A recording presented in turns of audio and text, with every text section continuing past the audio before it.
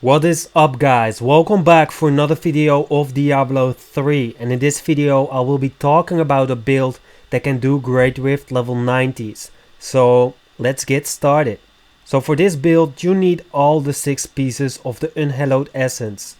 So that means the gloves, the armor, the shoulders, the helmet and the boots. Since we are using Ring of Royal Grandeur, that will give us the 6th set piece bonus. The 6th set will give us your generators, multi-shot and vengeance deal 40% increased damage for every point of discipline you have. So in this build you want to focus on discipline, because 10 discipline will give you 400% increased damage. And the more discipline you have, the more damage you will do. And the 4th set will give us gain 60% damage reduction and deal 60% increased damage for 8 seconds if no enemy is within 10 yards of you. What is 10 yards? The size of your character. So for the next items we want to use Traveler's Pledge and the Compass Rose. This one doesn't work solo, so we need both of them. While moving, damage taken is reduced by up to 50%, and when we are standing still, our damage is increased by 100%, so that's the reason why we are using this set. For the next ring, we are using Conventions of Elements. Because we need the Ring of Royal Grandeur and we cannot put Convention of Elements inside Arcanized Cube, we are putting it on in our inventory. So gain % increased damage to a single element for 4 seconds. So this one will just boost our damage. So for the next one we are using Webs of Clarity. Your hatred generators reduce your damage taken by 31% for 5 seconds. So when we are using hatred generators, we are getting damage reduction. That means we can have more survivability. For the pants we are using Depth Diggers. Primary skills that generate resource deal 94% additional damage. Who the fuck joined my game? Oh my gosh. Let's put this on Whisper. There we go, we are back. So Depth Diggers generate resource, deal 94% additional damage. This dude is trolling me. Say hi to YouTube. So for the weapons we are using Fortress Ballista. Attack grants you an absorb shield for 2.5% of your maximum life stakes up to 10 times. So this will give us more toughness, and this will give us also more survivability, and that's the reason why we are using Fortress Ballista. For the next item we are using Dawn. Reduce the cooldown of Vengeance by 55%. So we need Vengeance up at all times. I will talk later in this video about how much cooldown reduction you still need, but this one will help us to keep Vengeance up at all times. For the belt we want to use Hellcat Waist Guard. Grenades have a chance to bounce 4 times, dealing an additional 50% damage on each bounce. This bonus is increased to 800% of the final bounce. So this build is focused on grenades. So the more grenades you have, the more damage you will do. And since this is bouncing, it will increase the damage up to 800% on the final bounce. For the gems that you want to use diamond gems for more toughness and survivability. So we put that over there. Unfortunately I have 1 diamond less right now, but you want to put that in the helmet for the cooldown reduction. For the weapons you want to use emeralds, and this one will give you increased critical hit damage. For the legendary gems you want to use Bane of the Trapped, Simplicity Strength and Bane of the Stricken. This is your Rift Guardian Killer. This will increase the damage of your primary skills, and this one will activate itself and it also increases your damage. So for the Arcanized Cube you want to use... Oh my gosh, Brisa Dokia Non. Whatever. Your projectile piece 2 additional times. For the next item we are using Hunter's Wrath. Your primary skills attack 30% faster and deal 60% increased damage. And for the last item, we are using Ring of Royal Grandeur, and this will allow us to get the 6 set piece bonus. For our skills, we want to use Grenade, Grenade Catch. Throw out 3 grenades that bounce and explode for 160% weapon damage as fire each.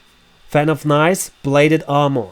Throw knives out in a spiral around you, dealing 620% weapon damage as cold to all enemies within 20 yards. Your knives will also slow the movement of enemies by 60%. And we are using this for the last one, gain 40% additional armor for 6 seconds. For the next skill, we are using Vengeance, Dark Heart. So this one will give us reduced damage taken by 50% and gain 40% increased damage. For the next skill, we are using Mark for Death, Death Toll. Mark an enemy, the marked enemy takes 50% additional damage for the next 30 seconds. Attackers heal for up to 3% of their maximum life when damaging the marked enemy. So this will make sure that you are getting your lives back. For the next skill, we are using Vault, Trail of Cinders. Tumble acrobatically 35 yards, whatever. Leave a trail of fire in your wake that deals 300% weapon damage as fire over 3 seconds. So when you are moving and when you are using the skill, you will leave a track that will deal damage 300% weapon damage as fire over 3 seconds. For the next skill, we are using Preparation, whatever. Instantly restore 30 discipline and you will get maximum discipline by 20. So that means 20 times 40% increased damage. That is a lot of damage. For our passive skills, we are using Awareness. When you receive fatal damage, you instead vanish for 2 seconds and regenerate 50% of maximum life. It only occurs 60 seconds, but this will make sure that you have more survivability. Grenadier, increase the damage of grenades by 10%, increase the explosion size of grenades by 20%. Upon that, you drop a giant grenade that explodes for 1000% weapon damage as fire. You don't want to die, but if you die, then it is almost sure that you will destroy everything around you. The next passive skills, we are using Numbing Traps. Enemies you slow, chill or hit with Fan of Knives, Spike Trap, Caltrops, grenades and Sentry Fire have their damage reduced by 25% for 5 seconds. So again, this is reducing the damage of the monsters so you have more survivability. For the last skill, we are using Call of the Weak. Increase damage against slowed or chilled enemies by 20%. So this will make sure that you are doing more damage against the monsters who are slowed, and your grenades will do a lot of damage on those monsters. For the states that you want on your gears, for the shoulders, Dexterity, Vitality, all resistance or armor, and area damage. For your helmet, Vitality, Dexterity, Critical Chance, and of course one socket with the diamond. For your necklace, since this is a fire build, you want to use fire percent damage, critical damage and critical chance. For your gloves, critical chance, critical damage, area damage, and of course Dexterity. For your chest, you want to use Vitality, Dexterity, all resistance, and as your secondary, max discipline.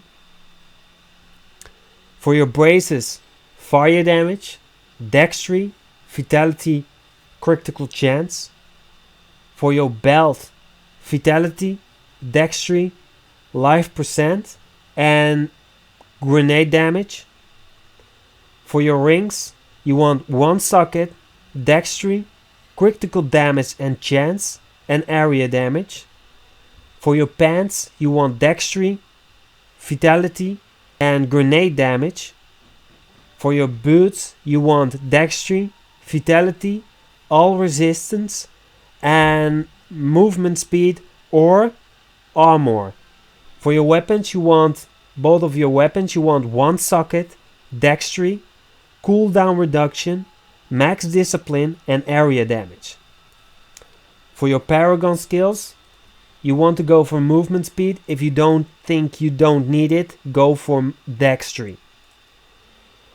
So for your offense, you want cooldown reduction, critical hit chance, critical hit damage and attack speed.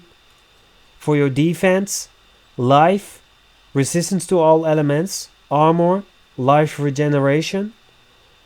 For your utility, you want area damage, resource cost reduction, life per hit, and gold fine.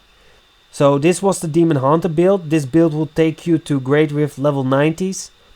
Thank you for watching. If you like this video, then don't forget to hit that like button, subscribe to my channel if you want to see more, and then I will see you guys next time. Aight?